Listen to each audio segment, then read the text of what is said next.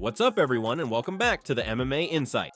Garry versus Islam Makhachev fight are floating right now, and basically Garry confirmed it. Recently there's a social media post that caught the attention of fans. Garry said if UFC booked him a fight against Islam Makhachev, he will go head to Georgia to prepare and sharpen his wrestling skills.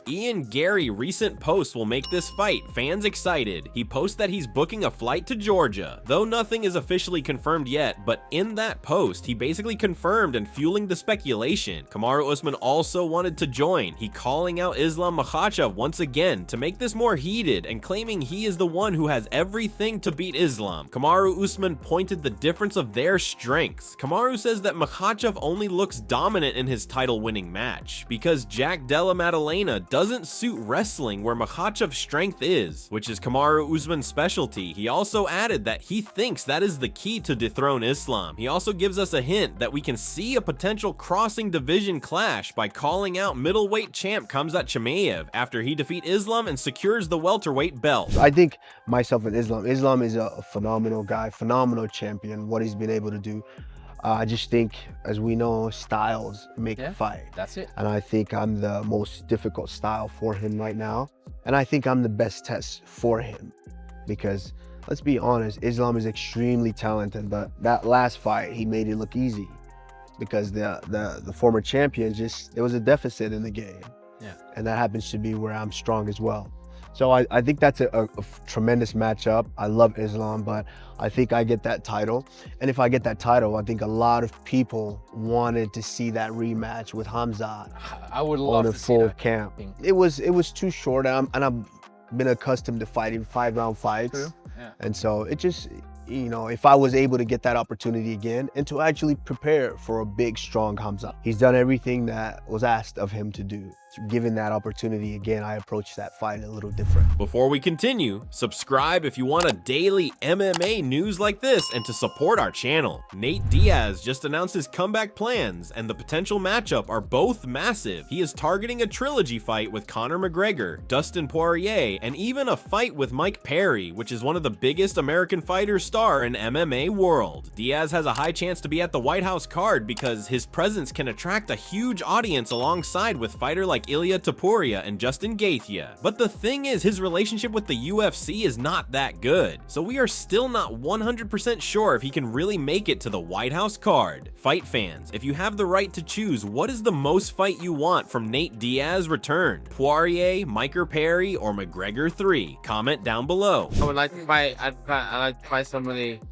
Man, for the right moment. I'm ready to get back in real action. I want to fight either McGregor 3. I want to fight maybe Dustin Poirier if he's champion to the pussy, and then maybe Mike Perry. We'll see what happens in the future though. You want the White House card? What?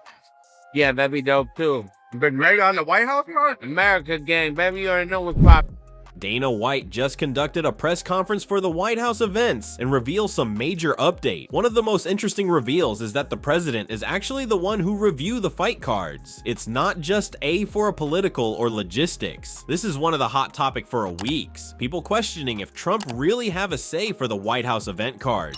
But in this press con, Dana White officially confirmed that he needs to get Trump approval first and confirm to the UFC before it happens. Second is, Dana White mentions that UFC currently have several fight cards options on the table, and they just choose what they think fits the best. But Dana still didn't go into all the specifics and still didn't confirm every matchup, but based of what our sources says, Ilia Topuria versus Justin Gaethje is almost certain to be true because of Justin Gaethje being one of the biggest American name holding a title belt right now along with Ilia Topuria. This match also gives opportunity and open a door for a huge international matchups like Alex Pereira versus Cyril Gane for the interim heavyweight title, which has fans want. Also, Pereira would likely fight Olberg if he will not move and stay at 205. But the thing is, White House have other plan because White House cards represents the much bigger historic stage. You had the matchmaking for the White House. I know you're not announcing anything tonight, but I'm sure you have a framework and an idea in mind of what that card looks like.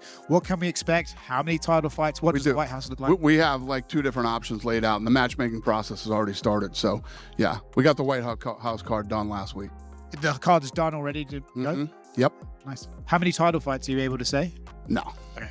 I'm not saying anything. So we laid out 2 different options. I didn't say it was done. I said the card was built. We've been kicking around a lot of ideas, and I don't know. Me and Borsari actually fly to DC this week and sit down with the president and his team and start walking them through not just the production but the fight card. We have like 3 different options on all the different production stuff and see what he likes and what he doesn't like. But let me tell you this, it is this event is going to be so badass and so unique and so special and so expensive. During Sean Strickland's recent podcast, he didn't hold back. He reveals some of his intriguing experience about a tense encounter with Jon Jones and his brother at the backstage during the recent UFC event. Strickland shared that he ran with the trio backstage where Jon was with his brothers. He said Jon gives him a very hostile look and looks like he is trying to provoke him. Strickland said he felt the tension immediately. He also added they looks like they trying to start something. Fortunately, nothing happens and the situation doesn't escalate further than that. Still, the encounter gives Strickland growing animosity towards Jon Jones. That not all, the drama didn't end there. The former champ overboard and criticized Jon Jones' personal life, saying he is just a fake Christian and highlighting his past criminal issues. He also said Jon Jones trying to give us a wholesome image to redeem himself, but saying his actions, domestic violence allegations, don't align with the persona he trying to create. Sean went further. He also said Jon Jones hides behind his faith as a shield just to cover all of his wrongdoings, saying he have a big contrast between his public image he is trying to portray to his actual behavior. Strickland says the contrast of the 2 things are impossible to ignore. If I had to sculpt somebody, you could not build a better athlete for fighting than Jon Jones. Minus the coke and smacking pregnant women, and then steroids and, minus all that, the steroids and smacking pregnant women and bro. I heard he's a really nice guy. He was great to me. Unless you're in a Vegas hotel and, makes you laugh, dude. I was at a fight and we fought. And I think he had a brother or dad and they're just sitting there mad dogging me. And I'm like, bro, why are you guys mad at me? Did I hit the pregnant? No. Did I smack his wife? No. Did I do the drugs?